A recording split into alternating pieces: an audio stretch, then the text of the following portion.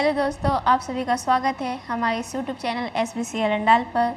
मैं सोनी आप लोगों को कंप्यूटर पढ़ाने वाली हूँ। जैसा कि आप लोग जानते हैं कि इसके पहले 3 क्लास हो चुका है और ये हम लोगों का आज चौथा क्लास होने वाला है, ठीक है, जिसमें हम लोग पढ़ेंगे कंप्यूटर के स्टोरेज डिवाइस के बारे में, ठीक है। और स्टोरेज डिवाइस के अलावा हम लोग क्या क्या पढ़ेंगे, प्राइमरी मेमोरी को पढ़ेंगे, सेकेंडरी मेमोरी को पढ़ेंगे, ठीक है। उसके बाद उसका यूनिट को पढ़ेंगे। ये सारा डिस्कशन इसका क्लास में आज की क्लास में होने वाले हैं, ठीक है। तो आप लोग क्लास में जुड़ जाइए, जो लोग भी नहीं जुड़े हैं। और अगर क्लास अच्छा लगे हो तो ज़्यादा से ज़्यादा लोगों को शेयर कीजिए, लाइक कीजिए और इस चैनल को सब्सक्राइब कीजिए, ठीक है। तो चलिए क्लास स्टार्ट करते हैं।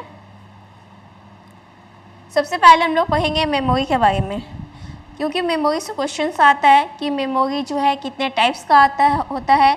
ये क्वेश्चंस नहीं बनेगा ये कि मेमोरी का ये जैसे दे दिया गया है कि जैसे रैम है और रोम है, वो किस टाइप का मेमोरी है, प्राइमरी मेमोरी है या सेकेंडरी है। या फिर क्वेश्चंस ऐसा दे दिया गया कि हार्ड डिस्क जो है वो किस टाइप के मेमोरी में आता है, ठीक है। तो इस टाइप के क्वेश्चंस को देखने वाले हैं। अगर आपको ये चार्ट याद रहेगा तो आप लोग आराम से क्वेश्चंस को कर सकते हैं। अगर चार्ट याद नहीं रहेगा तो कन्फ्यूज़न में हो सकता है कि हार्ड डिस्क सोचेंगे कि हार्ड डिस्क तो CPU में होता है, ठीक है, तो मतलब वो क्या होगा, प्राइमरी मेमोरी होगा, बट ऐसा नहीं होता है। प्राइमरी मेमोरी आप लोगों का हार्ड डिस्क नहीं होता है। तो इसको आज देखेंगे क्लास में, तो आप लोग ध्यान से क्लास को देखिएगा और लास्ट तक ज़रूर जुड़े रहिएगा। तो स्टार्ट करते हैं। मेमोरी जो है वो टोटल कितना टाइप्स का होता है, तो मेमोरी 2 टाइप्स का होता है, ठीक है। जैसा आप लोग स्क्रीन में देख रहे हैं कि मेमोरी कितना टाइप्स का होता है, 2 टाइप्स का होता है। फर्स्ट देखेंगे प्राइमरी मेमोरी, ठीक है, और दूसरा क्या होता है, सेकेंडरी मेमोरी होता है। फर्स्ट प्राइमरी मेमोरी और दूसरा सेकेंडरी मेमोरी। अब प्राइमरी मेमोरी के बारे में बात करते हैं, तो प्राइमरी मेमोरी जो है वो भी 2 टाइप का होता है, एक रैम होता है और एक रोम होता है। तो प्राइमरी मेमोरी के बारे में बात करके, प्राइमरी मेमोरी जो है वो कितना टाइप का होता है, 2 टाइप्स का होता है, क्या क्या, रैम और रोम। उसके बाद अगर देखेंगे सेकेंडरी मेमोरी। अच्छा, सेकेंडरी मेमोरी देखने से पहले इसमें और भी है कि रैम जो है ना वो कितना टाइप्स का होता है। तो रैम जो है वो 2 टाइप्स का होता है। इसका नेम यहाँ लिखे नहीं है तो इसको याद रखिएगा। एक होता है एस रैम और दूसरा होता है डी रैम। इसका फुल फॉर्म इसके आगे वाला क्लास में, मतलब क्लास नहीं बोलेंगे, इसी क्लास में हम लोग देखने वाले हैं, ठीक है। तो नेक्स्ट स्लाइड में पूरा अच्छा से इसका डिटेल्स लिख दिया हुआ है, तो आप लोग वहाँ देख सकते हैं। अभी बस नाम याद रखिए कि किसका क्या नाम होता है, कितना टाइप होता है, उसको याद रखिए। और रोम में भी इसका टाइप होता है, पहला होगा पी रोम, नेक्स्ट होगा ई पी रोम और थर्ड होता है ई पी रोम, ठीक है। तो रैम का टोटल कितना टाइप होता है, 2 टाइप्स का होता है, क्या क्या, एस रैम और डी रैम। एस से होगा स्टैटिक, आर से होगा रैंडम एक्सेस मेमोरी, ठीक है, स्टैटिक रैंडम एक्सेस मेमोरी। और डी रैम का फुल फॉर्म डी से होगा डायनामिक, और रैम का फुल फॉर्म आप लोगों को याद होगा तो रैंडम एक्सेस मेमोरी, ये इसका फुल फॉर्म होता है। रोम का अगर देखेंगे, बात करेंगे, तो रोम का फुल फॉर्म होता है रीड ओनली मेमोरी होता है। और यहाँ पे एक वर्ड नया ऐड हो गया, पी हो गया, तो पी से हो जाएगा प्रोग्रामेबल रीड ओनली मेमोरी। उसके बाद यहाँ देखिए ये पी रोम जो है वो पी रोम तो है ही, एक्स्ट्रा एक वर्ड ऐड हो गया ई से यहाँ पे हो जाएगा इरेजेबल, ठीक है, erasable programmable read only memory हो जाएगा। और इसमें देखिए सेम ही है, ईपी रोम है ये, और इसमें एक्स्ट्रा एक वर्ड आ गया, फिर से ई आ गया, तो ये जो एक्स्ट्रा वर्ड है ई, इससे हो जाएगा इलेक्ट्रिकली, ठीक है, और erasable programmable read only memory, ये इसका फुल फॉर्म है। तो प्राइमरी मेमोरी के बारे में पढ़ लिए हैं। अब हम लोग देखते हैं सेकेंडरी मेमोरी, ठीक है। तो सेकेंडरी मेमोरी में क्या क्या आता है, हार्ड डिस्क हो गया, ब्लू रे डिस्क हो गया, CD हो गया, DVD हो गया और पेन ड्राइव, ये सब क्या है, सेकेंडरी मेमोरी है। ठीक है। तो इसको ये बात को भी याद रखना है कि सेकेंडरी मेमोरी में क्या क्या आता है, हार्ड डिस्क आता है, ब्लू रे डिस्क आता है, सीडी आएगा, डीवीडी आएगा, पेन ड्राइव आएगा, और भी बहुत टाइप्स होता है, तो वो सब भी आएगा। ये मेनली ये एग्जाम में पूछा जाता है ये सबसे क्वेश्चंस, इसीलिए इसको सेकेंडरी डिवाइस मतलब इसका डेफिनेशन, इसके बारे में पूरा डिटेल्स पढ़ेंगे, ठीक है। तो आज के क्लास में वो देखने वाले हैं।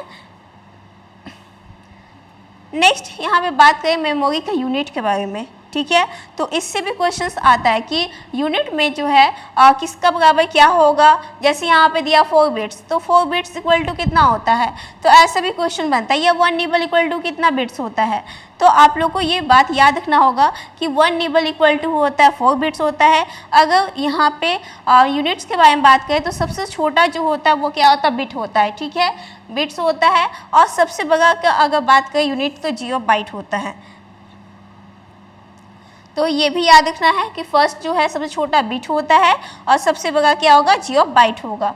इसके बाद देख लेते हैं कि 1 निबल इक्वल टू कितना होगा, 8 बिट्स होता है। 1 निबल इक्वल टू 8 बिट्स, ये स्मॉलेस्ट होता है, इसको याद रखेंगे, स्मॉलेस्ट, ठीक है। और ये लार्जेस्ट यूनिट है, जियो बाइट जो होता है वो लार्जेस्ट यूनिट होता है और निबल जो है स्मॉलेस्ट यूनिट होता है। इसके बाद अगर बात करें 1 बाइट, ये एग्जाम में आया है बहुत बार, याद रखेंगे कि 1 बाइट इक्वल टू कितना होगा, 8 बिट्स। अच्छा, अभी हम लोग देखें यहाँ पे जिस तरह से स्लाइड में दिया हुआ है कि 1 बाइट इक्वल टू, ठीक है, 8 क्या है, 8 बिट्स है। अगर क्वेश्चन ऐसा दे दिया 2 byte equal to blank bits, तब क्या करेंगे, तो जब यहाँ पे 2 कर दिया तो यहाँ पे भी तो 2 से मल्टीपल हो जाएगा, मतलब 2 बाइट्स इक्वल टू क्या हो जाएगा, 16 बिट्स हो जाएगा, ठीक है। अगर क्वेश्चन ऐसा दे दिया कि 1 किलोबाइट दे दिया है और 1 किलोबाइट दिया है इक्वल टू क्या होगा, तो यहाँ बिट्स के बारे में अगर पूछा गया तो 1024 हो जाएगा। कभी कभी जो है 1024 की जगह पे 1000 भी लेता है। तो अगर ऑप्शन में आपका 24 नहीं दिया हुआ है, 1024 को हटा दिया गया है, 1000 है, तो आप उसको भी सही कर सकते हैं, ठीक है। तो वो भी करेक्ट होता है। लेकिन ऐसा अगर देखा जाए तो राइट आंसर यही होगा, 1024 ही होता है, इसका यूनिट ही वही होता है, 1024 के इक्वल ही होता है। लेकिन अगर ऑप्शन नहीं दिया है तो क्या कर सकते हैं आखिर। तो उसके बाद देखते हैं 1 किलोबाइट इक्वल टू क्या होगा, सॉरी हम उल्टा बता दिए, हाँ 1 किलोबाइट इक्वल टू बिट्स हो जाएगा। फिर 1 MB इक्वल टू क्या होगा, 1024 KB। तो इसको याद रखने का पैटर्न बता देते हैं। स्मॉलेस्ट यूनिट जो है पहले हम लोग याद रखेंगे, यहाँ से स्मॉलेस्ट जो होता है बिट होता है, ये दोनों आप लोग को याद रखना है। अब यहाँ से याद कीजिएगा, पहला KB होगा, फिर MB, GB, TB, PB, उसके बाद EB, ZB, YB और BB, ठीक है, जैसे यहाँ दिया हुआ है। उसके बाद GB, तो ऐसे याद रखते हैं। पहले क्या आएगा, KB आएगा, फिर MB, फिर GB, TB, PB, EB, ZB, YB, BB और उसके बाद GB, ठीक है। तो फर्स्ट वाला जो GB था उसका फुल फॉर्म था गीगाबाइट और लास्ट वाला जो GB है उसका नाम है जियो बाइट, इसको भी याद रखेंगे, ठीक है। और ये चार्ट को याद कर लीजिएगा कि स्मॉलेस्ट यूनिट अगर हमको याद रहेगा, जैसे MB के बाद GB आता है तो 1 GB इक्वल टू क्या होगा, 1024 MB, जिसका स्मॉलेस्ट होगा उसके इक्वल होगा। अगर ऐसा क्वेश्चन रहेगा, ये वाला आपको याद, मान लेते ये नहीं दिया हुआ, ये आपको पता है, लाइन से याद है, जैसे EB दिया हुआ है 1 EB, ठीक है, 1 EB, E मीन्स होता है एक्सा और B सब तो कॉमन है, B मीन्स बाइट होता है, ठीक है। तो आपको इसका पहले वाला अगर याद रहेगा कि PB होता है तो 1 PB इक्वल टू मतलब 1024, इसलिए यहाँ पे क्या हो जाएगा 1 EB इक्वल टू, यहाँ X भी दिया हुआ है, X भी नहीं होगा, यहाँ गलती से दे दिया PB होगा, यहाँ पे PB होगा, ठीक है, इसको ध्यान दीजिएगा, ये गलती है, यहाँ X नहीं होना चाहिए, यहाँ P होना चाहिए। तो 1 EB इक्वल टू होता है, EB एक्साबाइट इक्वल टू होता है 1024 पेटाबाइट। नेक्स्ट देखते हैं।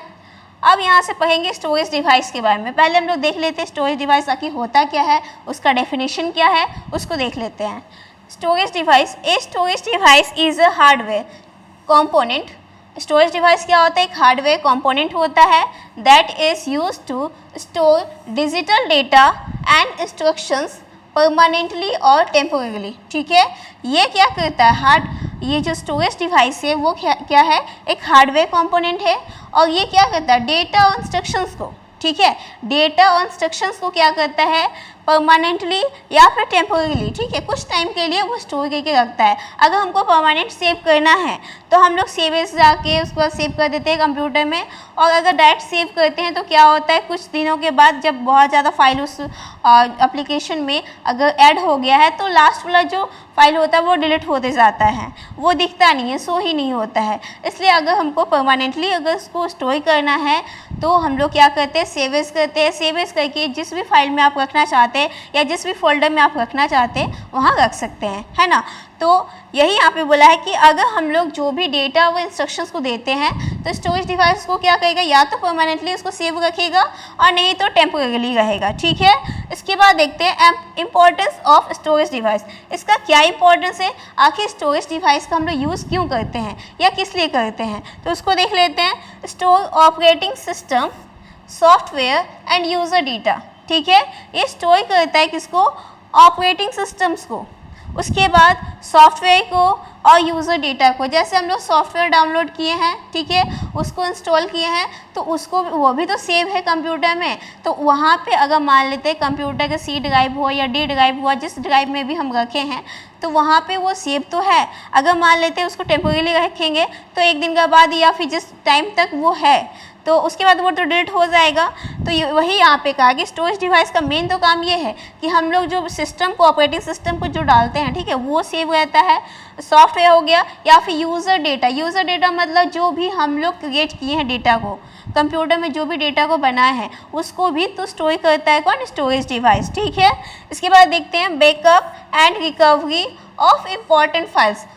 तो बैकअप का ऑप्शन रहता है, ये मान लेते हैं गलती से बाय मिस्टेक कभी कभी क्या होता है कि वो डिलीट हो जाता है, इंपॉर्टेंट फाइल होता है, डिलीट हो गया, तो वो बैकअप का काम भी कौन करता है, स्टोरेज डिवाइस। वहाँ पे पहले स्टोर हो जाता है ना, तो वो जैसे कि डेटा डिलीट हुआ वो रिसाइकल बिन में चला गया, रिसाइकल बिन से हम लोग क्या करते हैं, रीस्टोर करते हैं, तो फिर भी रिसाइकल बिन में जो फाइल जो डिलीट हुआ था वो चला गया, तो वो भी क्या था, वहाँ स्टोर है ना। आप लोग अगर आप लोगों के पास अगर कंप्यूटर है तो वहाँ पे आप लोग चेक कर सकते हैं कि कंप्यूटर में जो भी मान लेते फाइल को डिलीट किए तो वो रिसाइकल बिन में चला गया, और बहुत सारा फाइल आप डिलीट करते हैं तो वो रिसाइकल बिन में पूरा ऑप्शन जैसा जिस दिन भी आप उसको डिलीट किए हैं वो सारा डेट के साथ एकदम मेंशन रहता है। आप जिस भी फाइल को चाहते हैं कि जो डिलीट हम कर चुके हैं उसको रिस्टोर करना तो कर सकते हैं आराम से, तो वो सारा वहाँ पे सेव रहता है। तो सेव रहता मतलब वो भी तो स्टोर हुआ, इसीलिए यहाँ पे कहा गया है कि वो बैकअप करने के लिए भी काम आता है, रिकवरी करता है, ठीक है, जो भी इंपॉर्टेंट फाइल्स है उसको। Transfer and portability of data, ठीक है, ट्रांसफ़र करता है या फिर यहाँ पे और क्या करता है, डेटा को पोर्टेबिलिटी करता है कौन, storage device. Performance of computer depends on type and speed of storage, ठीक है, ये परफॉर्म कैसे करता है, जो भी स्टोरेज डिवाइस है उसका स्पीड के हिसाब से, ठीक है। यहाँ पे बोला performance of computer depends on type and speed of storage, जैसा स्टोरेज है उसके हिसाब से ये जो है परफॉर्म करता है, ठीक है। जैसे कि हम लोग मान सकते हैं कि एक फ़ाइल जो है वो 2 GB का है और एक फ़ाइल जो है 1 MB का है, तो कौन सबसे पहले जो है वो स्टोर रहेगा, सेव हो जाएगा।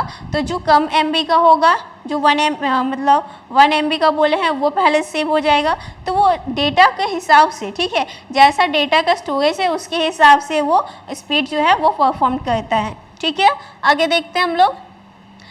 इसके बाद देखेंगे प्राइमरी मेमोरी के बारे में। पहले पढ़ लेते हैं प्राइमरी मेमोरी में जो पढ़े थे टोटल कितना टाइप होता है, तो 2 टाइप होता है, एक रैम होता है, दूसरा रोम होता है। तो अभी हम लोग डिस्कस करने वाले हैं रैम के बारे में। रैम का फुल फॉर्म जैसा कि पहले बताए थे रैंडम एक्सेस मेमोरी होता है, इसको याद रखिएगा। इसका डेफिनेशन क्या है इसको देख लेते हैं। रैम इज़ अ वॉलेटाइल, ये काफ़ी इंपॉर्टेंट है, इसको याद रखिएगा। क्वेश्चन बार बार पूछा जाता है कि किसको वॉलेटाइल मेमोरी कहते हैं। तो वोलेटाइल मेमोरी किसको बोलते हैं, रैम को कहा जाता है, या फिर इसको क्या बोलते हैं, टेम्पोररी मेमोरी, ठीक है। टेम्पोररी रहता है, ये फिक्स्ड नहीं रहता, परमानेंट नहीं होता है, इसीलिए कहा गया रैम को क्या कहते हैं, वोलेटाइल बोलते हैं या फिर टेम्पोररी मेमोरी कहते हैं। दैट स्टोर्स डेटा, ये क्या करता है, स्टोर्स करता है डेटा को, इंस्ट्रक्शंस को, जो इंस्ट्रक्शन हम लोग दिए हैं प्रेजेंट में, ठीक है, currently being used by the CPU, ठीक है। ये डेटा और इंस्ट्रक्शंस को, ठीक है, स्टोर करने का काम करता है। स्टोर करने का पहले तो डिस्कस कर चुके थे कि स्टोरेज डिवाइस ही ये सारा, तो स्टोर करने का ही तो काम होगा, मेन उसका पर्पस तो यही है। तो ये डेटा और इंस्ट्रक्शंस को करेंटली जो डेटा और इंस्ट्रक्शंस दिए हैं उसको वो स्टोर करता है कहाँ पे, किसके द्वारा, सीपीयू के द्वारा स्टोर करता है। इसके बाद की फीचर देख लेते हैं। तो टेम्पोररी मेमोरी होता है ये, टेम्पोररी मेमोरी क्यों कहते हैं रैम को, तो ये भी याद रखिएगा, data is lost when power is of. मान लीजिए आप लोग एक फाइल क्रिएट कर गए हैं, ठीक है, और उसमें फाइल क्रिएट करते करते क्या हुआ, कुछ भी आप टेक्स्ट लिख रहे हैं तो करंट अचानक से चला गया और उसके बाद आप उसको डेटा को सेव भी नहीं किए थे। तो डेटा जब सेव नहीं किए, जब करंट आएगा तो आप जितना भी मेहनत किए थे सब आपका बर्बाद होने वाला है, क्योंकि वो फिर वो सेव रहेगा ही नहीं। तो ये होता है रैम की वजह से, ठीक है। रैम क्या करता है, वो डेटा जो है वो तुरंत उसको सेव तो कर देता है, जैसे जैसे हम लोग क्रिएट करते हैं वो सेव तो करता है, लेकिन अगर हम लोग सेव नहीं किए डायरेक्टली, हम लोग वहाँ पे सेव Ctrl+S कर सकते हैं या फिर फाइल में जाकर वहाँ पे सेव ऑप्शन होता है वहाँ से सेव कर सकते हैं, तभी वो सेव रहेगा। और नहीं तो वो अगर बिना सेव का हम लोग बना गए हैं तो वो करंट गया और वो मेहनत भी गया। तो इसीलिए यहाँ पे बोला कि डेटा जो है लॉस्ट हो जाता है, कब, जब पावर चला जाता है तब, इसीलिए इसको क्या बोलते हैं, टेम्पोररी मेमोरी कहते हैं। Provides fast access to data for processing, ठीक है। और यहाँ पे क्या बोला है कि provide fast access to data, बहुत ही फास्ट होता है, इसमें प्रोसेस भी फास्ट होता है। Read and write both operation are possible, तो इसको भी याद रखिएगा, ये काफ़ी इंपॉर्टेंट है। रीड और राइट ये दोनों होता है, किसमें, रैम में होता है। Use to run programs and the operating system, इसमें क्या यूज़ किया जाता है, यूज टू रन प्रोग्राम्स और ऑपरेटिंग सिस्टम। मोर रैम यहाँ पे दिया है, फास्टर परफॉर्मेंस। रैम का बारे में बताया कि रैम जो है वो क्या है, फास्ट, बहुत ही फास्ट परफॉर्म करता है, जैसे बताए थे कि वो फास्ट परफॉर्म तो करता है, लेकिन अगर हम सेव नहीं किए हैं तो वो डेटा जो है डिलीट हो जाएगा। तो इसीलिए यहाँ पे कहा गया कि रैम जो है वो फास्टर परफॉर्मेंस है, बहुत फास्ट परफॉर्म करता है, लेकिन उसके लिए इम्पॉर्टेंट है कि हमको डेटा को सेव करना पड़ेगा।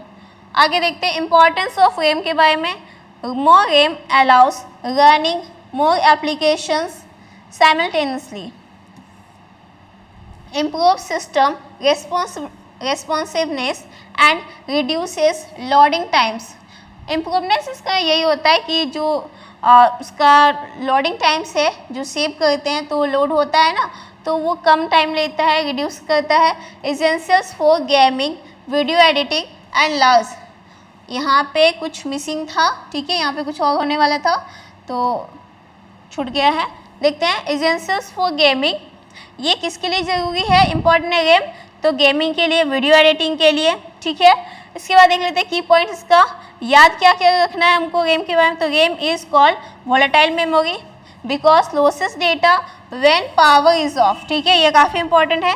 रैम जो है वो अस्थायी होता है, ठीक है, हिंदी में अगर बोला जाएगा तो अस्थायी इसको कहते हैं, क्योंकि ये टेम्पोररी होता है। जब पावर ऑफ होता है ये अपना डेटा को लॉस कर देता है। RAM capacity is measured in GB, इसको भी याद रखेंगे कि इसको किस में मेजर किया जाता है, रैम का जो कैपेसिटी है उसको हम लोग जीबी में मेजरमेंट करते हैं, gigabytes. Faster RAM improves CPU performance, और जो रैम जो है फास्ट परफॉर्म्स करता है वो किसके द्वारा, तो सीपीयू की वजह से होता है। ऐसे भी सीपीयू जो है वही तो उसके अंदर ही रैम होता है ना, तो वो करता है। RAM is installed on the motherboard in slots, इसको भी याद रखेंगे कि रैम जो है इंस्टॉल कहाँ होता है, मदरबोर्ड्स में, ठीक है, मदरबोर्ड्स में रैम जो है इंस्टॉल्ड रहता है। आगे देखते हैं पर्पस एंड रोल के बारे में।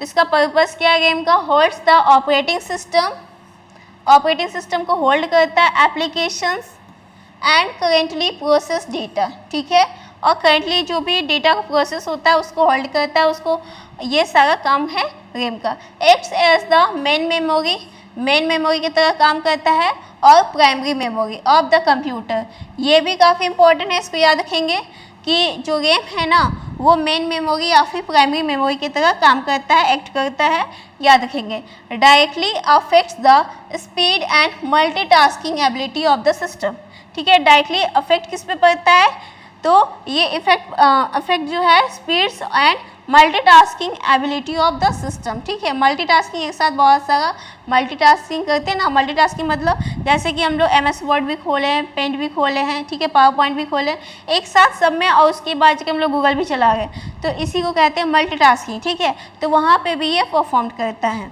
इसके बाद देखते हैं टाइप्स ऑफ रैम। तो रैम का टाइप फर्स्ट है एस रैम। एस रैम का full form static RAM. RAM तो जानते हैं, रैम का फुल फॉर्म क्या होता है, रैंडम एक्सेस मेमोरी होता है। ये क्या होता है, faster and more expensive. S RAM जो है वो फास्टर होता है, स्पीड ज़्यादा होता है इसका, लेकिन बहुत ज़्यादा महंगा होता है। यूज्ड इन कैच मेमोरी, और इसका यूज़ करते हैं किसमें, कैच मेमोरी की तरह यूज़ करते हैं इसका। उसके बाद है डी रैम। डी रैम का full form dynamic RAM. Slower, ये क्या है, स्लोवर है। डी रैम याद रखें, एस रैम जो फास्टर होता है बट एक्सपेंसिव होता है बहुत ज़्यादा, और डी रैम जो है स्लोवर होता है, चीपर होता है, सस्ता होता है ये। And widely used in main memory, और इसका यूज़ करते हैं हम लोग मेन मेमोरी की तरह यूज़ करते हैं। नीड्स कॉन्स्टेंट रिफ्रेशिंग, ठीक है। इसका ज़रूरत हम लोग को क्यों होता है, रिफ्रेश करने के लिए, ठीक है। रिफ्रेशिंग के लिए हम लोग क्या यूज़ करते हैं, डी रैम का यूज़ करते हैं। इसका टिप दिया हुआ, RAM is called main memory और प्राइमरी मेमोरी। रैम को और क्या कहते हैं, मेन मेमोरी कहते हैं या फिर प्राइमरी मेमोरी भी कहा जाता है, ठीक है। अब इसके बाद पढ़ेंगे हम लोग रोम के बारे में। यहाँ पे रोम का कुछ नाम लिखा हुआ नहीं, रोम है ये, ठीक है, आप लोग याद रखिएगा, ये ROM। इसका डेफिनेशन देख लेते हैं। ROM is a type of non volatile memory. RAM के बारे में देखे थे, रैम क्या होता है, वोलेटाइल मेमोरी होता है। रोम क्या होता है, नॉन वोलेटाइल मेमोरी, मतलब ये स्थायी होता है। और वैसे भी आप लोग को डाउट होगा कि क्लास जो है वो इंग्लिश में हो रहा है, तो आप लोग का डाउट हम क्लियर कर देना चाहते हैं। इंग्लिश में इसलिए पढ़ाया जा रहा है क्योंकि एग्ज़ाम में जो क्वेश्चंस आएगा वो हिंदी में तो रहता है, लेकिन जो वर्ड्स होता है वो इंग्लिश का वर्ड होता है। अगर आप लोग हिंदी देखिएगा ना, तो उसका हिंदी इतना कभी कभी शुद्ध कर दिया जाता है कि आप पढ़े तो है उस चीज़ को, लेकिन उसके बाद दिमाग से वो बाहर निकल जाएगा कि क्या आखिर वर्ड दिया गया है, क्या पूछा है क्वेश्चन में। लेकिन अगर वहाँ पे ऑप्शन रहता है कि हिंदी से इंग्लिश चेंज करना, वो लैंग्वेज चेंज कर सकते हैं आप, तो इंग्लिश में जाइएगा तो आपको क्वेश्चन अच्छे से समझ में आएगा। इसलिए हम तो यही सजेस्ट करेंगे कि कंप्यूटर जब भी पढ़िए तो इंग्लिश में ही पढ़िए, क्योंकि हिंदी में पढ़ने से फिर आपको ही एग्ज़ाम में प्रॉब्लम होने वाला है, क्योंकि हिंदी वर्ड्स सारा पॉसिबल नहीं है याद कर पाना, क्योंकि बहुत सारे वर्ड्स का मीनिंग जो है हिंदी में चेंज हो जाता है, ठीक है। हिंदी ट्रांसलेट करेंगे तो चेंज हो जाता है, और इंग्लिश में बेटर होता है, इसलिए इंग्लिश दिया गया है, ठीक है।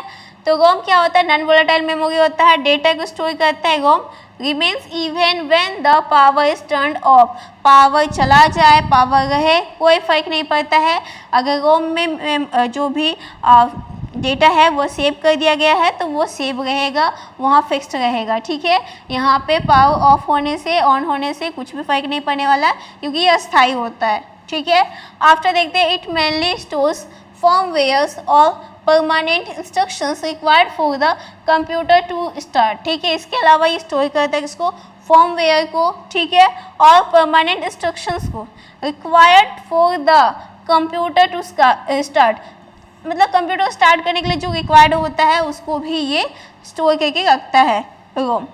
इसके बाद देखते हैं की कैरेक्टरिस्टिक, इसका विशेषता क्या है, परमानेंट स्टोरेज होता है ये। रैम क्या था, टेम्पोररी था, और रोम है permanent storage. Data is written during manufacturing और दो special process and is not lost when power is off. क्यों होता है, क्योंकि ये स्पेशल वर्क करता है, और इसमें जब भी पावर ऑफ हो या ऑन हो, इसमें डेटा जो है वो डिलीट नहीं होगा, लॉस्ट नहीं होगा। मोस्टली रीड ऑनली, ठीक है। रैम क्या था, रीड एंड राइट दोनों था, बोथ, ठीक है। अगर बोला जाएगा कि रोम कैसा होता है, ये दोनों पॉइंट याद रखेंगे, ये सिर्फ रीड करता है, राइट नहीं करता है, ये याद रखेंगे, ठीक है। तो रोम जो है ना सिर्फ रीड करता है, normal operation allow us reading but writing is limited और नॉट पॉसिबल। अगर राइटिंग कर भी रहा है, लिख भी रहा है, तो भी मतलब लिमिटेड होता है, कम होता है, लेकिन ना के बराबर, नॉट पॉसिबल भी कह सकते हैं, नहीं भी होता है, लेकिन यहाँ पे मेन क्या है, इसे ये रीड करता है, ठीक है। स्लोवर देन रैम, ये रैम से स्लो होता है, रैम क्या था, फास्टर था, बहुत ही फास्ट वो प्रोसेसिंग करता है, लेकिन रोम जो है वो स्लोवर होता है बट स्टेबल होता है, बट वो स्थिर होता है, ठीक है, वो सेव रहता है, यहाँ से डेटा जो है जल्दी डिलीट नहीं होता है। इसके बाद देख लेते हैं पर्पस है इसका, रोल के बारे में। स्टोर्स बूट लोडर और बायोस, ये पर्पस इसका स्टोर बूट लोडर्स। जब हम लोग ये बूट लोडर्स क्या होता है देख लेते हैं, तो कंप्यूटर को जब स्टार्ट करते हैं, तो कंप्यूटर जब स्टार्ट होता है तो वहाँ पे डॉट डॉट डॉट ऐसे कुछ इंटरफेस बनता है, ऐसे ऐसे करके वो, ठीक है, डॉट डॉट डॉट करके वो स्टार्ट होता है, उसी को क्या कहते हैं, बूटिंग कहते हैं, बूट प्रोसेस, ठीक है, जिसको क्या कहते हैं, बायोस भी कहा जाता है, बेसिक इनपुट आउटपुट सिस्टम, ठीक है। लोडिंग जो होता है ना, जैसे हम लोग कुछ भी डाउनलोड करते हैं, तो डाउनलोड करने का टाइम वहाँ पे लोडिंग का यहाँ पे ऑप्शन रहता है, लोडिंग लिखा हुआ है, डॉट डॉट डॉट करके है, उसके बाद जगह लोड होगा वो फिर टाइम लेता है, बताता है कि 10 सेकेंड लगेगा या फिर 15 मिनट्स लगेगा, 10 मिनट्स लगेगा, जैसा वहाँ पे स्टोरेज कैपेसिटी है उसमें, ठीक है, जैसा इसमें स्टोर होगा, मतलब वो जितना ज़्यादा बड़ा डेटा होगा, ठीक है, MB का होगा या GB का होगा, उसके हिसाब से वो टाइम लेता है। तो इसी को क्या कहते हैं, बूटिंग कहते हैं। कंप्यूटर को जब ऑन करते हैं उस टाइम बूटिंग होता है, ठीक है, उसको कहते हैं, और उसको बायोस भी कहा जाता है। तो बायोस काफ़ी इंपॉर्टेंट होता है, ये बूटिंग करने में हेल्प करता है। Which helps to start the computer, जैसे यहाँ पे बताया है, ये जो रोम है ना वो हेल्प करता है कंप्यूटर को स्टार्ट करने में, और मेन काम किसका होता है, बायोस का होता है। और बायोस का फुल फॉर्म याद रखेंगे, बेसिक इनपुट आउटपुट सिस्टम होता है। Contents firmware essential low level software that controls hardware, ठीक है, इसमें लो लेवल सॉफ्टवेयर होता है, ये किसको कंट्रोल करता है, हार्डवेयर को। टाइप्स ऑफ रोम देख लेते हैं, पी रोम होगा, ईपी रोम, ईई रोम और फ्लैश रोम है, ठीक है। ये एक्स्ट्रा है, ये कभी कभी नहीं भी रहता है, लेकिन इसको याद रखेंगे, ठीक है। मेन जो है, मेन आपका 3 है, और ये कभी कभी नहीं भी मिलता है, इसको याद रखना है। तो पी रोम का फुल फॉर्म पहले बता चुके थे, प्रोग्रामेबल रीड ओनली मेमोरी होगा, और ये क्या कहता है, कैन बी प्रोग्राम्ड वंस, ये प्रोग्राम को वंस टाइम, एक बार ही प्रोग्राम करता है, आफ्टर मैन्युफैक्चरिंग। तो यहाँ से आप लोगों को एकदम याद होना चाहिए कि क्या क्या दिया हुआ है, ठीक है, क्योंकि पी रोम का टाइप है ये, या ईपी रोम है, किसमें क्या होगा उसको याद रखेंगे। तो पी रोम क्या है, तो ये जो है एक बार में जो भी मैन्युफैक्चर करेगा, जो भी प्रोग्राम बना रहे वो एक बार में ही बनाएगा, ठीक है, प्रोग्राम करेगा। उसके बाद EPROM erasable programmable read only memory, can be erased using ultraviolet light and reprogram, ठीक है। ईपी रोम का क्या काम है, जैसे देखिए पी रोम है ना, एक बार मैन्युफैक्चर कर लिए, आप चाहते हैं उसको कि डिलीट करना, पॉसिबल ही नहीं है, वहाँ पे आप उसको डिलीट नहीं कर सकते हैं, एडिट नहीं कर सकते हैं, ये इसमें अंतर है। अगर क्वेश्चन ऐसा होगा कि किस टाइप का जो रोम को है हम लोग इरेज कर सकते हैं, तो वो है ईपी रोम है। इसमें देखिए बोला है ना कि ये इरेज किया जा सकता है यूजिंग अल्ट्रा वायलेट लाइट्स, किसके थ्रू, तो अल्ट्रा वायलेट लाइट होगा, तो उससे हम लोग इसको इरेज कर सकते हैं और रीप्रोग्राम कर सकते हैं, मतलब जो प्रोग्राम बना चुके हैं उसको फिर से एडिट कर सकते हैं, रीप्रोग्राम उसी को आ जाता है, एडिट करके उसमें कुछ चेंजेस कर सकते हैं। लेकिन अगर वो पी रोम होगा तो उसमें हम लोग एडिट नहीं कर सकते, उसको इरेज ही नहीं कर सकते, तो एडिट कहाँ से होगा। इसके बाद है EEPROM electrically erasable programmable read only memory, तो can be erased and rewritten, ठीक है, फिर से उसको लिख सकते हैं दोबारा इलेक्ट्रिकली, लेकिन फिर से लिखेंगे किसके थ्रू, इलेक्ट्रिकली थ्रू लिखेंगे, ठीक है। यूज्ड इन मॉडर्न डिवाइस, इसका यूज़ कहाँ पे होता है, तो जो मॉडर्न डिवाइस है अभी के टाइम में जो डिवाइस का बनाया गया है वो सारे डिवाइस में इसका यूज़ होता है ईईपी रोम का, ठीक है। तो इसको याद रखिएगा, इसको हम लोग इरेज कर सकते हैं, क्यों कर सकते हैं, इसका फुल फॉर्म में ही दिया electrically erasable programmable read only memory, तो यहाँ पे इरेज वर्ड आया ना, तो इसलिए इसमें इरेज कर सकते हैं। और क्या कर सकते हैं, दोबारा से हम लोग लिख सकते हैं, लेकिन किससे लिखेंगे, किस तरह से लिखेंगे, तो अगर इलेक्ट्रिकली कनेक्शन है तो लिख पाएंगे, ठीक है। उसके बाद ये जो है मॉडर्न डिवाइस में यूज़ किया गया। इसके बाद है flash ROM, a type of EEPROM, EEPROM का ही एक टाइप है कौन, flash ROM, used in USB drives memory cards and SSD, ठीक है। ये किस में यूज़ होता है, तो याद रखेंगे USB ड्राइव्स में यूज़ होता है, मेमोरी कार्ड्स में, और SSD solid state drive, full form इसका सॉलिड स्टेट ड्राइव, इसमें यूज़ होता है।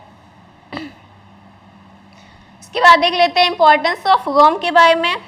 तो boots the system without Rome the computer can not start. Boot the system, इसके बारे में बताया है कि विदाउट रोम, बिना रोम का कंप्यूटर कभी भी स्टार्ट नहीं हो सकता है।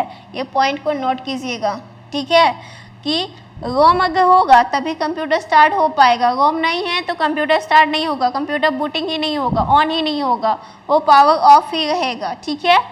फिर देखते हैं provides essential instructions to identify and load the operating system.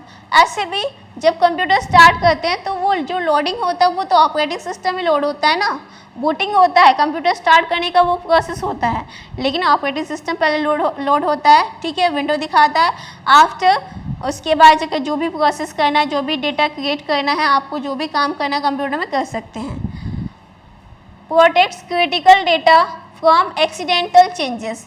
Accidental changes मतलब बोला है कि बाय चांस कभी मिस्टेक से होता है ना, ये सब तो जानबूझ के कोई करता नहीं है, तो अगर डेटा थोड़ा बहुत भी चेंज कर मतलब डिलीट वगैरह हो गया या फिर उसमें कुछ एक्सचेंज हो गया, तो उसको जो है ना वो प्रोटेक्ट करके रखता है, कौन, रोम करता है, उसको मतलब अलग चेंज नहीं होता। जैसे कि अगर हम लोग देखें कि अगर कोई फाइल है, ठीक, तो उस फाइल को अगर हम अपने ही नाम से, जैसे मान लेते हैं हम अपना नाम का एक फ़ाइल बनाए हैं और उसको सेव कर ली कंप्यूटर में, या फिर जिस भी फाइल में हम डालें वहाँ सेव हो गया, लेकिन कंप्यूटर उसी नाम का सेम फाइल को सेव होने नहीं देता है। वहाँ पे वो बोलेगा कि पहले वाला से जो फाइल है उसको डिलीट करना है तब ये सेव होगा, या फिर इसको सेव होने ही नहीं देगा। तो ये ऑप्शन आता है किसकी वजह से, रोम की वजह से होता है, क्योंकि रोम जो है ना वो उसको प्रोटेक्ट करके रखता है, जो फाइल एक बार सेव हो चुका है उसको चेंज होने नहीं देता है, उसको प्रोटेक्ट करके रखता है, ठीक है। तो अब मीनिंग समझ में आ गया होगा कि क्यों नहीं होने देता है, रीज़न यही है, रोम जो है वो उसको परमानेंटली स्टोर करके रखता है, इसीलिए एक ही नाम का दो फाइल को वो सेव नहीं कर पाता है। इसके बाद देखते हैं की पॉइंट्स टू रिमेंबर, क्या क्या याद रखना है। रोम जो है वो नॉन वोलेटाइल होता है, डेटा स्टे परमानेंटली, ठीक है, एक बार अगर कंप्यूटर में डेटा को स्टोर कर दिए, सेव कर दिए, वो परमानेंटली सेव रहेगा। इसके बाद देखते हैं data is mainly written once and rarely change. एक बार ही इसमें डेटा को जो है वो डाल दिया जाता है, उसमें चेंजेस करना इम्पॉसिबल होता है, मतलब चेंज तो होता ही नहीं है। लोकेटेड ऑन द मदरबोर्ड, कहाँ पे होता है ये, रोम कहाँ होता है, मदरबोर्ड में होता है, and sometimes on other hardware components, ठीक है, और कभी कभी ये अदर्स हार्डवेयर मतलब अदर्स डिवाइस होगा तो उसमें हार्डवेयर में भी सेव रहता है रोम, नहीं तो ये जो है कहाँ पे होता है, मदरबोर्ड उसका लोकेशन है, उसी जगह पे वो रहता है। इसके बाद देखते हैं सेकेंडरी मेमोरी। तो सेकेंडरी मेमोरी के बारे में पहले इसका डेफिनेशन देख लेते हैं कि क्या होता है, नहीं होता है, ठीक है, समझ लेते हैं, फिर आगे पढ़ेंगे उसका टाइप्स के बारे में। तो डेफिनेशन है इसका, secondary memory also called auxiliary memory. इसको क्या कहते हैं, सेकेंडरी मेमोरी को ऑक्सिलरी मेमोरी भी कहते हैं, या फिर इसको एक्सटर्नल मेमोरी भी कहा जाता है। Refers to permanent non volatile storage device that store large amounts of data and programs for long term use, ठीक है। तो यहाँ पे बोला है कि ये जो सेकेंडरी स्टोरेज मेमोरी जो होता है या सेकेंडरी स्टोरेज डिवाइस होता है वो क्या करता है, वो पहले तो देख लेंगे ये परमानेंट होता है, वो फिक्स्ड होता है। जैसे मान लेते हैं कि अगर कोई वीडियो है तो उसको अगर पेन ड्राइव में हम सेव कर दिए, तो पेन ड्राइव में सेव करने के बाद जब तक हम नहीं चाहेंगे कि उससे डिलीट हो जाए वो डिलीट नहीं होगा, वो वहाँ पे सेव रहेगा। अब मान लेते हैं ये हम दिस ईयर 2025 में सेव किए, अगर हम 2050 में उसको खोलते हैं तब भी वहाँ सेव रहेगा, वहाँ से डिलीट नहीं होगा, वो लॉन्ग टर्म के लिए रहता है, वहाँ से कोई भी डिलीट उसको नहीं कर सकता है, ठीक है। इसलिए यहाँ बोला कि पूरा परमानेंट होता है। नॉन वोलेटाइल का मतलब होता है स्थायी होता है, वो फिक्स्ड होता है, ठीक है। इसके बाद देखेंगे तो ये स्टोर करता है लार्ज अमाउंट ऑफ डेटा को, उसमें जितना कैपेसिटी है उसका, ठीक है, जितना स्टोरेज कैपेसिटी है उसके हिसाब से वो स्टोर करेगा। अगर मान लेते हैं जैसे मोबाइल में भी देखते हैं ना, कि किसी किसी मोबाइल में स्टोरेज जो कैपेसिटी होता है वो 75 GB का हुआ या फिर 81, मतलब लगभग ऐसे ही लगभग रहता है, 120 का लगभग भी होता है। तो ऐसा जो दिया है वो डेटा स्टोर कर सकते हैं जितना उसका कैपेसिटी उसके हिसाब से। तो लार्ज अमाउंट ऑफ डेटा को भी स्टोर कर सकते हैं सेकेंडरी मेमोरी में। डेटा रिमेन सेफ, इसके अलावा यहाँ पे डेटा जो है वो सेफ भी रहता है। When the power is turned off, power जाए या ना रहे या फिर चला जाए, ठीक है, लेकिन फिर भी यहाँ पे डेटा जो है एक बार जब सेव कर दिए हैं तो वहाँ सेव ही रहेगा। इसके बाद देखते हैं की फीचर्स। तो नॉन वोलेटाइल होता है ये, रिटेन्स डेटा परमानेंटली, ठीक है, डेटा को ये परमानेंटली स्टोर करता है। लार्ज कैपेसिटी होता है ये, can store TB of data, ठीक है, TB मतलब टेराबाइट फुल फॉर्म है, तो टेराबाइट तक ये डेटा को स्टोर कर सकता है। Slower than primary memory RAM, ठीक है, तो स्लोवर होता है रैम्स के थ्रू, अगर देखा जाए कि रैम्स के अकॉर्डिंग ये जो है सेकेंडरी मेमोरी वो स्लो होता है, लेकिन ये डेटा को परमानेंटली सेव रखता है। Use to store OS means operating system, applications, documents, videos, backup etcetera. इसके अलावा ये किस किस चीज़ को स्टोर करता है, तो OS मतलब ऑपरेटिंग सिस्टम को भी स्टोर कर सकता है, एप्लीकेशन को भी, डॉक्यूमेंट्स को भी, वीडियोस को भी और बैकअप भी कर सकता है। Data in secondary memory must be loaded into primary memory RAM for processing, ठीक है। अब डेटा जो है उसको हम लोग लोडिंग जब करते हैं, मस्ट बी लोडेड, कहाँ पे लोड होता है, ये रैम में होता है, ठीक है, प्राइमरी मेमोरी में ये लोड हो जाता है।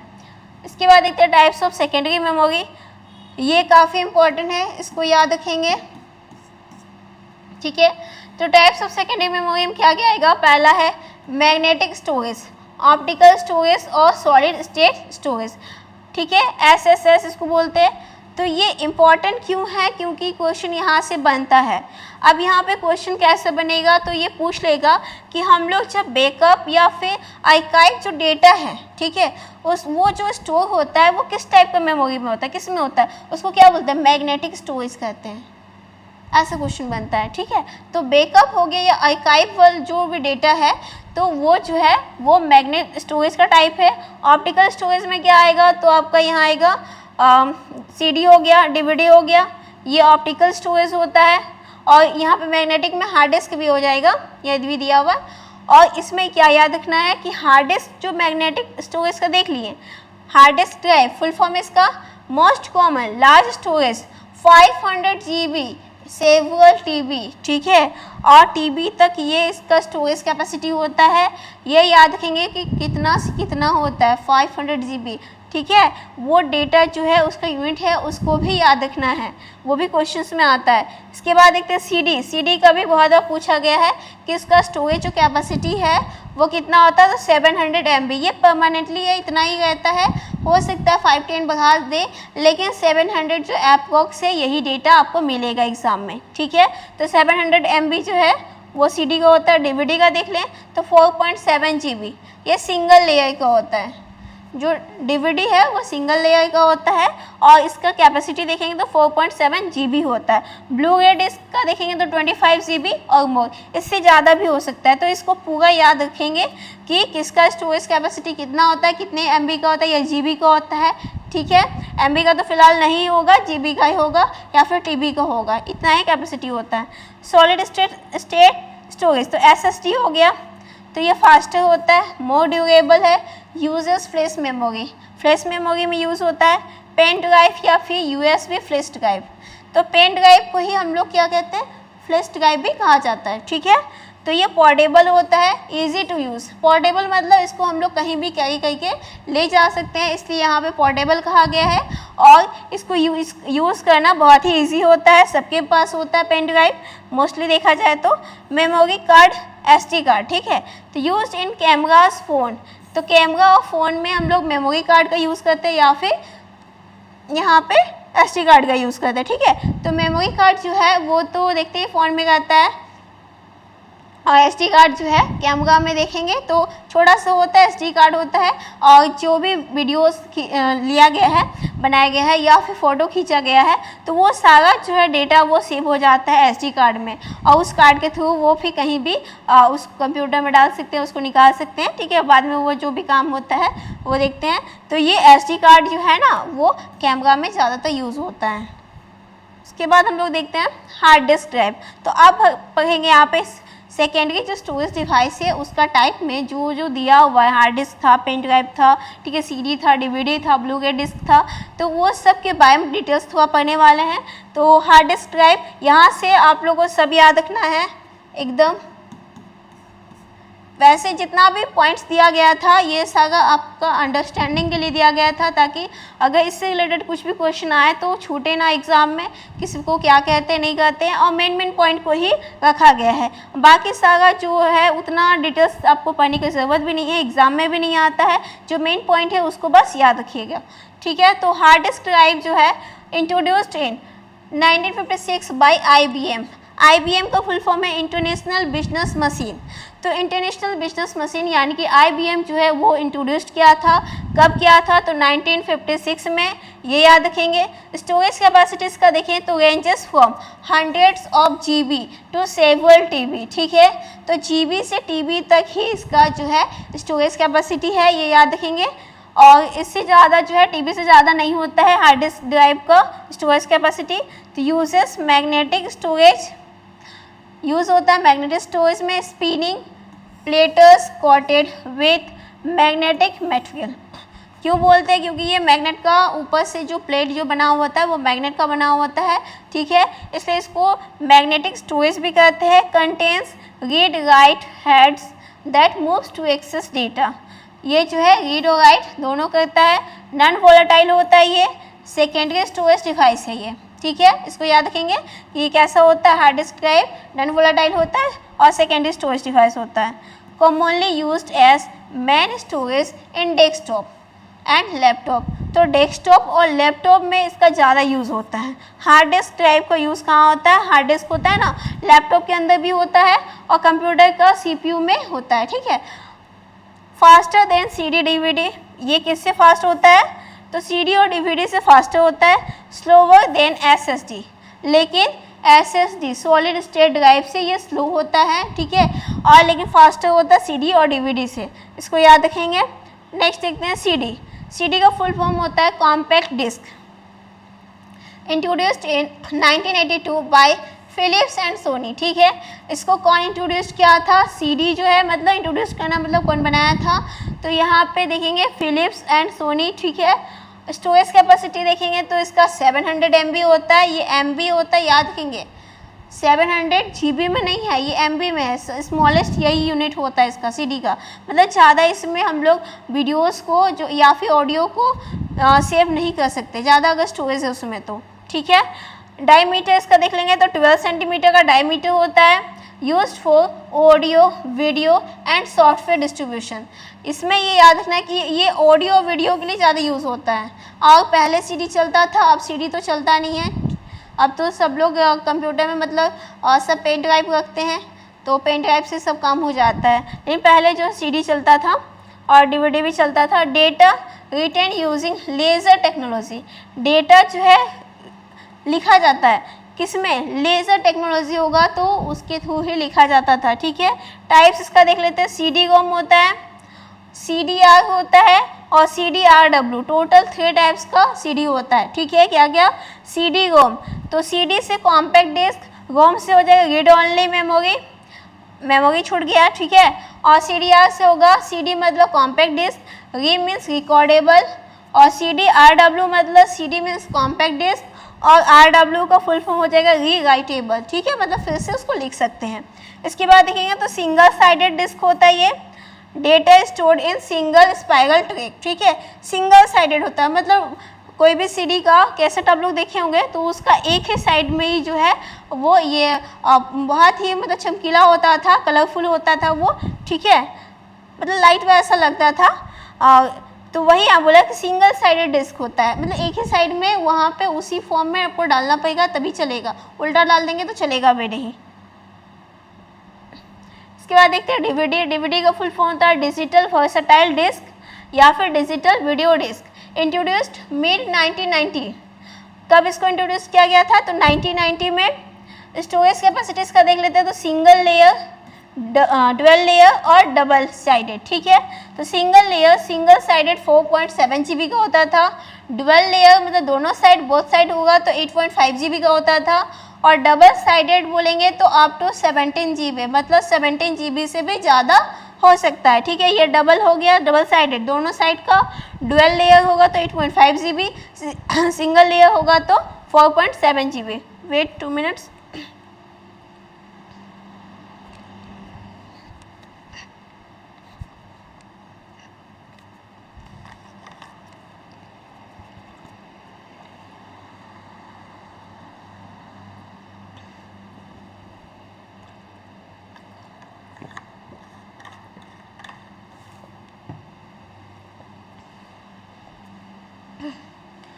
इसके बाद देख लेते हैं डायमीटर के बारे में। सेम है CD 12 centimetre, same to same होता था CD का जैसा ही 12 सेंटीमीटर का। Used for movies, software, large data storage, ठीक है। इस किस लिए यूज़ कर रहे थे? मूवीज़ के लिए, सॉफ्टवेयर के लिए या फिर लार्ज डेटा स्टोरेज के लिए इसका यूज़ होता था। Higher data density than CD due to smaller bits and tighter tracks, ठीक है। हायर डेटा डेंसिटी होता था इसमें देन CD से अगर देखा जाए, उससे कंपेयर किया जाए तो इसमें जो स्टोरेज कैपेसिटी होता है CD के हिसाब से तो ज़्यादा होता था। CD का कितना होता था? 700 MB, और इसका ज़्यादा होता है, और उससे ज़्यादा ये due to smaller bits and tighter tracks होता है। इसमें टाइप्स देख लेंगे तो DVD ROM, DVD-R, DVD plus R, DVD RW, DVD plus RW, ठीक है। ये इसका टाइप है DVD का। इसके बाद देखते हैं पेन ड्राइव। तो USB flash drive, pen drive को ही हम लोग क्या बोलते हैं? फ्लैश ड्राइव कहते हैं या फिर USB फ्लैश ड्राइव कहते हैं। इंट्रोड्यूस्ड हुआ था अराउंड 2000, ठीक है। इसको कब इंट्रोड्यूस किया गया था? तो 2000 के आसपास। स्टोरेज कैपेसिटी तो from few GB to several TB, ठीक है। तो हार्ड डिस्क और पेन ड्राइव, ठीक है। हार्ड डिस्क और पेन ड्राइव का दोनों का सेम ही जो स्टोरेज कैपेसिटी है GB टू TB ही सेव होता है। Use flash memory technology solid state, तो सॉलिड स्टेट में इसका टेक्नोलॉजी जो है मेमोरी को यूज़ करते हैं, सेव करते हैं। ये पोर्टेबल है, लाइट वेट है, हल्का होता है एंड रीराइटेबल होता है। मतलब अगर उसमें हमको कुछ इरेज करना या हटाना है तो हम लोग हटा सकते हैं। जैसे CD में क्या होता है? रीराइटेबल नहीं होता है। उसमें CD में अगर एक बार डाल दिए हैं तो आप चाहते हैं कि उसमें से डेटा को डिलीट करके दूसरा डेटा डाल दें तो पॉसिबल नहीं है। एक बार अगर डाल दिए तो वो फिक्स्ड होता था, ठीक है। और CD का एक टाइप्स था CD रीराइटेबल, तो उसमें वो चेंज हो सकता था, ठीक है। लेकिन ऐसे मैक्सिमम जो CD का टाइप था उसमें रीराइटेबल नहीं था। तो यहाँ पे वही बोला है कि रीराइटेबल है ये। Connects by USB port, plug and play device, ठीक है। और इसको जो पेन ड्राइव है उसको हम लोग कनेक्ट किसके थ्रू करेंगे? तो USB पोर्ट से कर सकते हैं, प्लग एंड प्ले डिवाइस से हम लोग कनेक्ट करते हैं। ये नॉन वोलेटाइल है, मतलब स्थायी होता है। Keeps data without power, data को ये स्टोर करके रख सकता है। अगर पावर रहेगा तभी, नहीं रहेगा तभी, ठीक है। कंप्यूटर बस ऑन रहेगा तो वो, कंप्यूटर अगर नहीं है तो लैपटॉप है उसमें भी वो सेव कर सकता है। नेक्स्ट देखते हैं ब्लू रे डिस्क। तो इंट्रोड्यूस किया गया था इसको 2006 में। स्टोरेज कैपेसिटी देखते हैं तो ये भी याद रखना है, इंपॉर्टेंट है क्योंकि इसमें पूछ लेता है ब्लू रे डिस्क का डुअल लेयर जो है वो कितना GB का होता है। वहाँ ऑप्शन मिल जाएगा 20, 30, 50, 40, तो आपको याद रखना होगा, ठीक है, कि 50 GB का होता है। ये सब डेटा काफ़ी इंपॉर्टेंट है और सारा जो है ना किसी एग्ज़ाम में ये आया हुआ क्वेश्चन है। तो ये सब का क्वेश्चन जो हम करवाने वाले हैं MCQ का, पहले इसका सारा एक्सप्लेनेशन कंप्लीट हो जाएगा फिर करवाएंगे। तो सिंगल लेयर जो है 25 GB का होता है, डुअल लेयर 50 GB का होता है। BDXL तो ये 100 GB टू 128 GB तक होता है, ठीक है। 100 GB टू 128 GB तक क्या होता है? BDXL, developed for high definition video and large data. ये हाई डेफिनेशन HD नाम सुने ही होंगे, वीडियो का जो रेजोल्यूशन होता है, ठीक है। तो HD होता है, तो वही HD का फुल फॉर्म दिया है हाई डेफिनेशन, ठीक है। इसके बाद है uses a blue violet laser, wavelength 405 nm for tighter data packing, ठीक है। Same physical size as CD DVD 12 centimetre diameter, same ही होता है CD DVD की तरह ही।